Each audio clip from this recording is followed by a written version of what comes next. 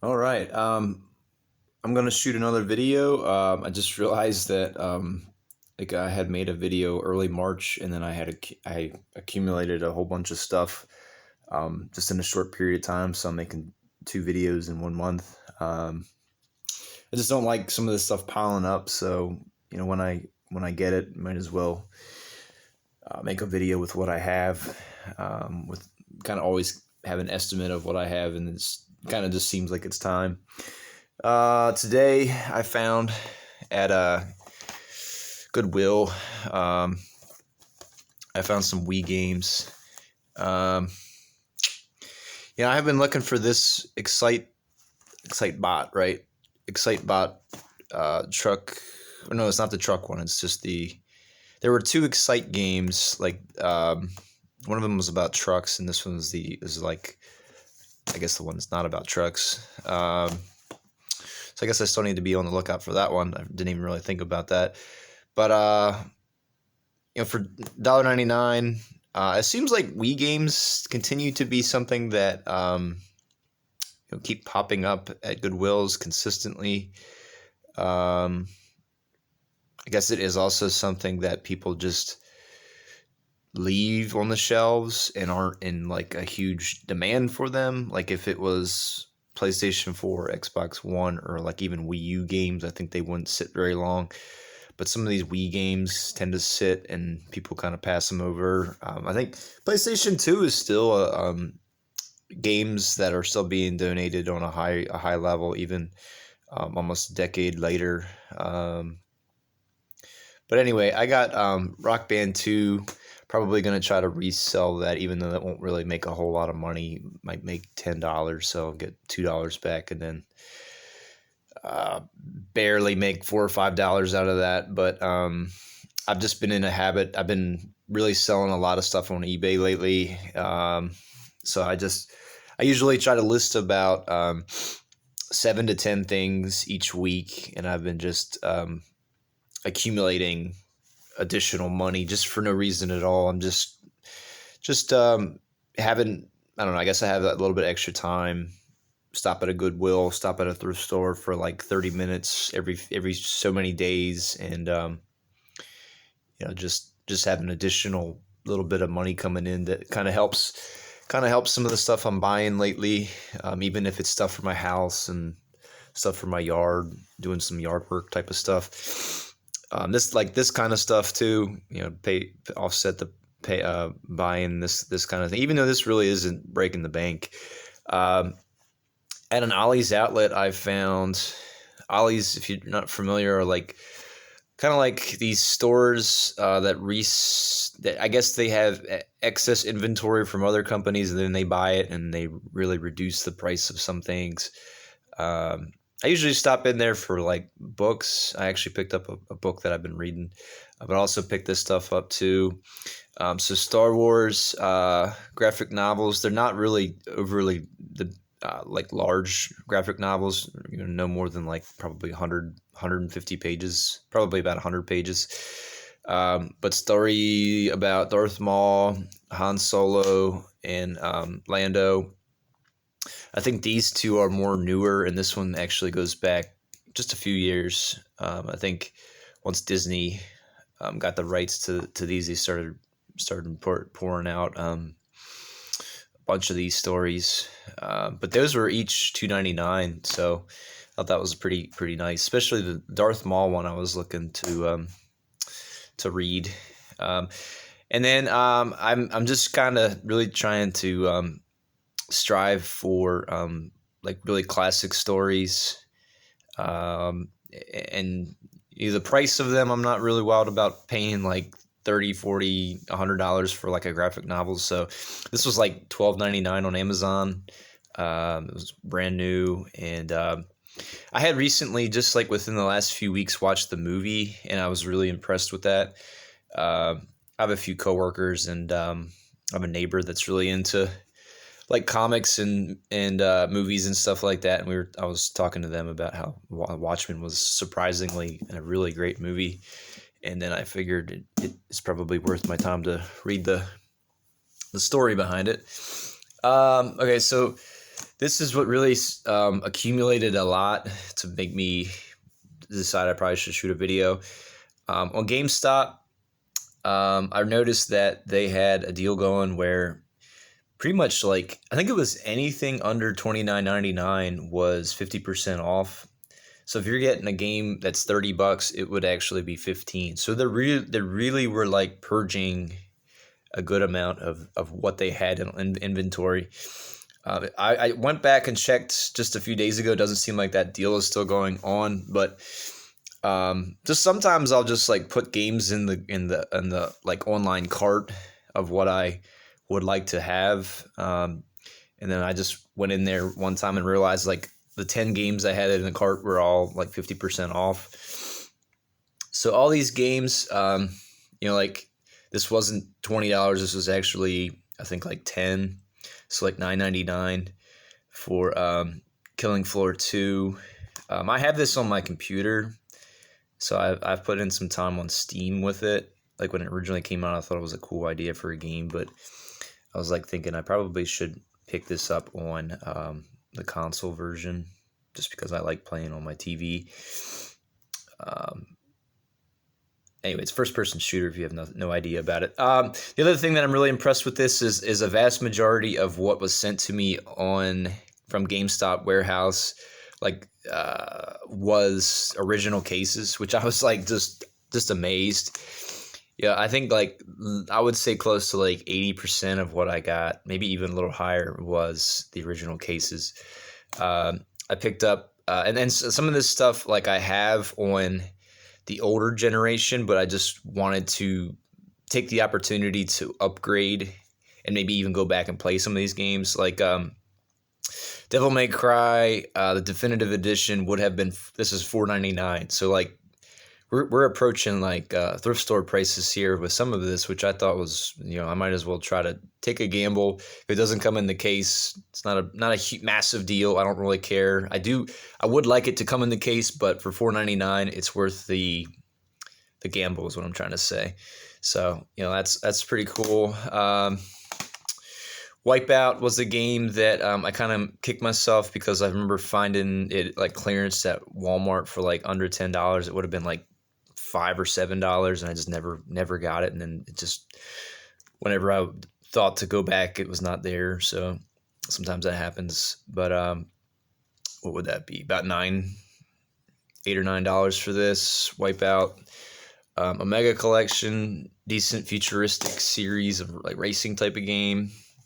I went back and I got really lucky with these Resident Evil games. Like these are upgrades that had them for 360, and then I was like, I should just, because I have a lot of the Resident Evil series on my PlayStation 4, so it just would be nice to have like a big section of them that's the Resident Evil for PlayStation 4. And the nice thing about this, I'm realizing too, is I can tell by like the feel of them. These were games that nobody. That were like their version of new that were never sold, and then they just placed a pre-owned sticker on to just get them out. So I could tell these are brand new, which is pretty awesome. Although I don't know what that looks like, almost like a slice, like a box cutter slice right there. I didn't even notice that before, right here. Revelations 2 was a game that I liked a lot. I actually think I like Revelations 2 better than Revelations 1. Resident Evil 5, again, it has that like that feel that they never sold it, and it's a new version of this, so that's pretty nice. I don't remember if there's codes and stuff inside. I'm not going to check, I guess. I'll wait to do that later. But $10 for that. What would that be? Like basically $6.50 for Assassin's Creed Unity, which I have no experience with. Assassin's Creed Syndicate, also don't really have any experience with it. I think this was cheaper than that, so this was like close to $4 or $5. Another reason why I was just buying them is, it's nice to have them. You might find that type of stuff down the road because it probably sold pretty well, but this Pac-Man series was a game that I had been looking for. I was actually thinking about I wanted it for the Wii U. I don't remember exactly why. but it was when you're on the GameStop's website or like the app, like it'll tell you it's not in stock. So like if you check alternative versions of a game, then it'll be like, okay, this one is in stock. So this Pac-Man series kind of is a platformer, 3D platformer. I don't know how well it reviewed. I don't care. It's something I could probably play with my son. It's another thing I could say, hey, my son, you can play this game because you can't play this game yet. So he gets excited when I just introduce something random to him. He's still young enough that he doesn't know about like the latest stuff. He doesn't even know. I don't think he has a clue about like PlayStation 5 and Xbox Series X. I forget. Yeah, I barely even know about it either. Monster Hunter Generations. I know that the Switch version is out there, but literally to get this for like $3.50. And when I get the 3DS games, I know I'm not getting a case probably with it, so it's not a big deal. I store all my handheld games in like a big Ziploc baggie, so it's not a really big deal anyway. And then I just have the cases sitting on a shelf, so it'll just be thrown into the baggie. But Monster Hunter is a series that it's probably fun to experience at some point. I don't think I have the other Monster Hunter games on 3DS, but I just picked that up because I knew that was pretty good price. This one for $10, then 50% off. This was $4.99. Basically, the Batman Black Gate. This is a standalone Batman game, so it's not like a port of anything. So I've always kind of had my eye on that. This is the second game of this Pac-Man series. This case was a little bit, almost seems like it was dropped off the back of a truck kind of scenario. But I think what I'll probably hope to do is hopefully in the years to come find 360 games at yard sales that if I can get them for really cheap, use them for the cases, and go back through and swap out games like this that are in really bad shape, that are all busted and broken. It's broken in the back. And then just swap out the disc and stuff like that. But anyway, this one I was excited about because I wanted to make sure that I didn't miss out on these Silent Hill games. I think Downpour is the other one. But Homecoming was the one that I think tends to get a little bit more people talk about. It's definitely more of a third-person action type of game. Probably definitely influenced by Resident Evil 4 and 5, if I can remember right, because it's probably what it came out in late 2000s. So, or like 2010, 11 actually. I don't remember. Anyway, Silent Hill. I actually started selling. I started selling some of my PlayStation 1 games, just to be honest, and I sold the original Silent Hill on PlayStation 1, which I think is an okay game. I can go back and play it because I have the emulator PlayStation Classic. But I sold the original Silent Hill for over $200 on eBay, and I just like, if I had to choose between, I don't have as much of a connection with this series as I do with Resident Evil. Plus, for some reason, Resident Evil games are not going for $200. So I just looked at it as it's probably good to get rid of some of that stuff. If I'm not going to go back to it, it's just sitting. This is one that I didn't get the case for. I think that this sold well enough that I probably will run into it again at some point, but it was a good price. I actually was interested in replaying this, especially since this is a definitive version of this. I always had really fantastic things to say about this game. If you gave me a choice to play this game or Grand Theft Auto 5, I would recommend this game all day long. I know there's a lot of people that play the Grand Theft Auto games 4 and 5 because of the online parts of it, but this game just was way more interesting to me. I loved like the the way in which like the cars and the motorcycles worked. The music was just good.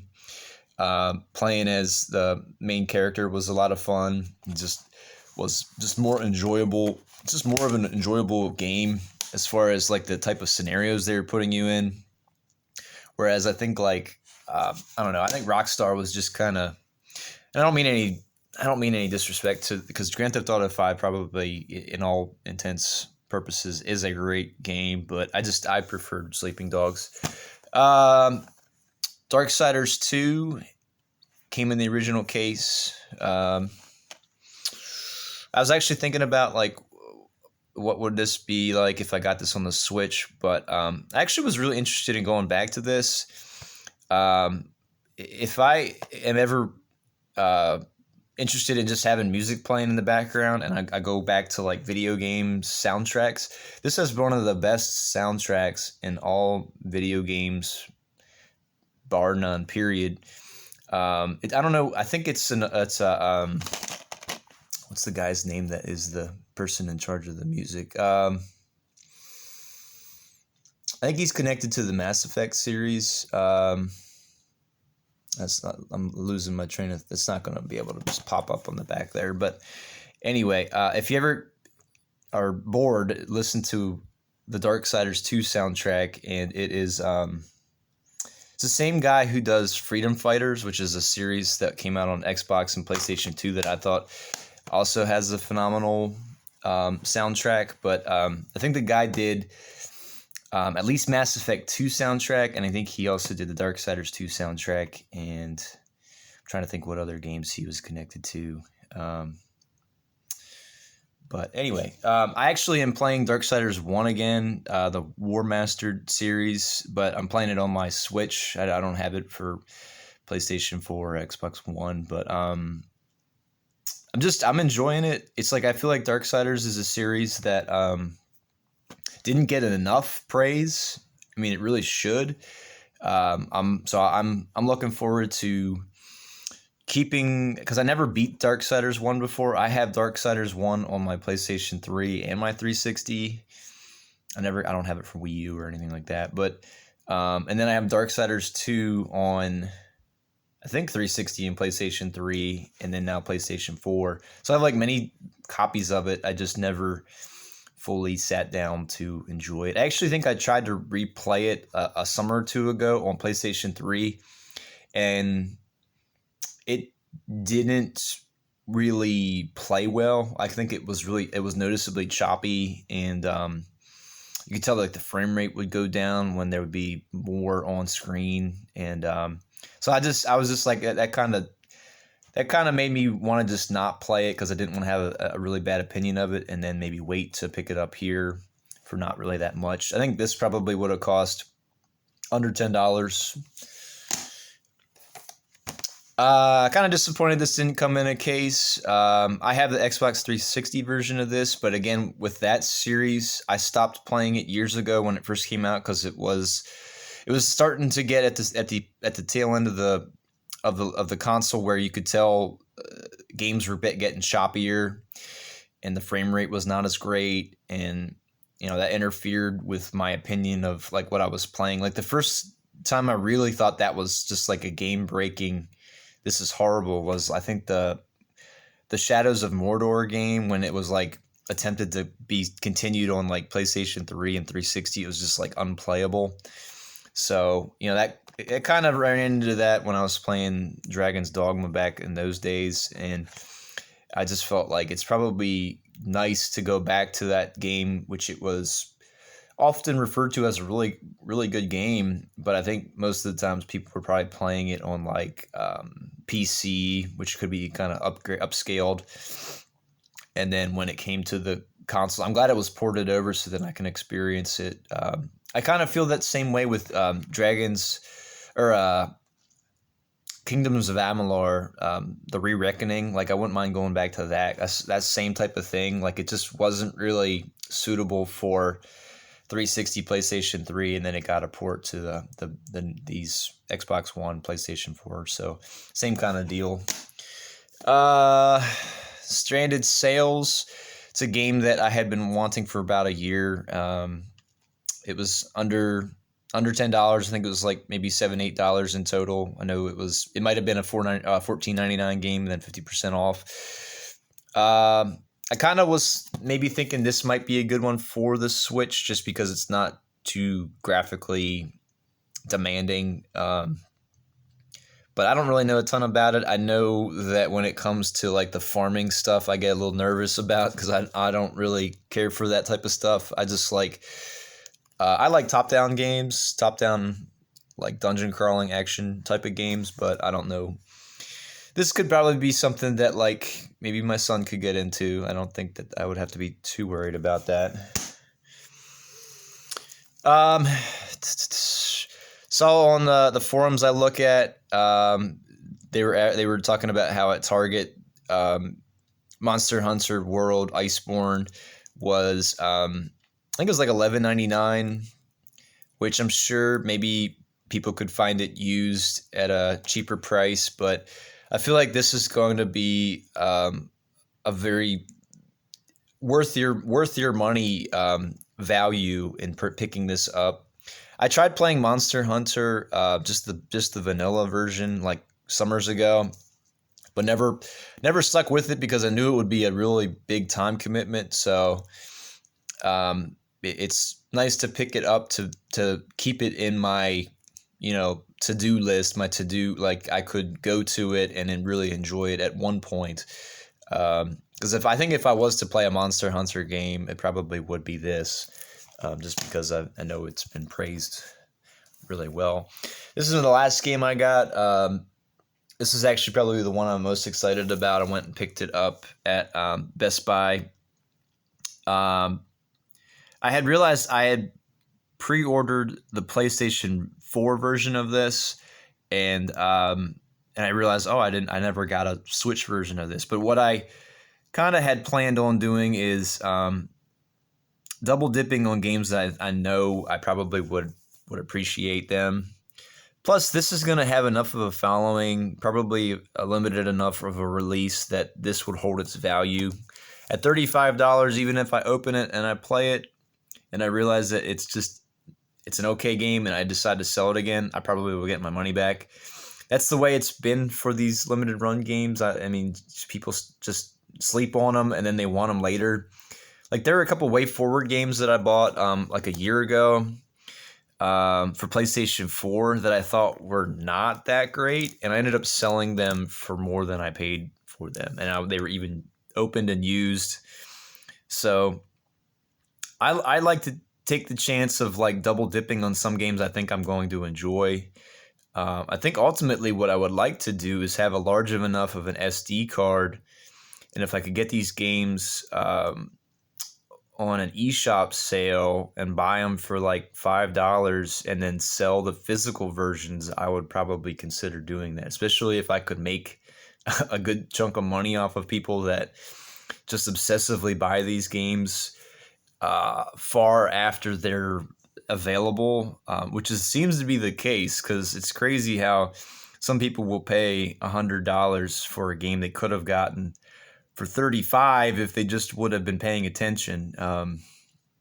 But I think, I didn't walk into Best Buy and pick this up on a shelf. I had to order it and then go get it. So I think that usually is the case, especially for the in-demand ones.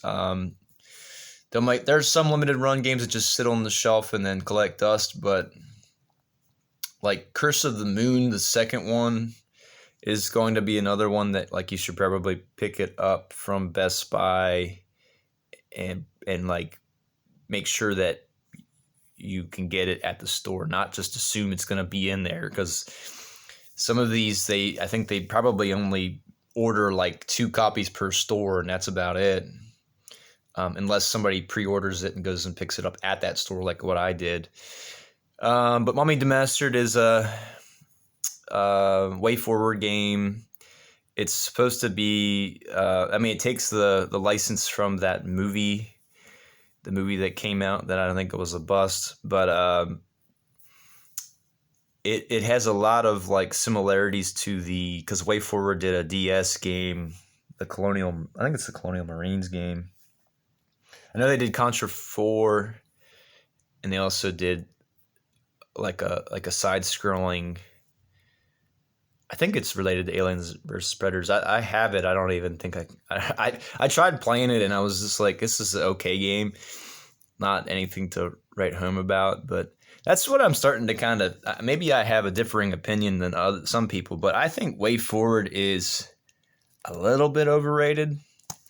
Minus Shantae, which I think Shantae deserves the credit where that deserves, but some of these games that they do put out, like people kind of just gush about how WayForward's so great, but I think that they're good, but they're not like this premier top-notch developing company that just makes amazing games. I could be wrong. Maybe I do end up liking this game a lot and give it credit, but anyway, I need to stop this video because I realize it's going 26 minutes.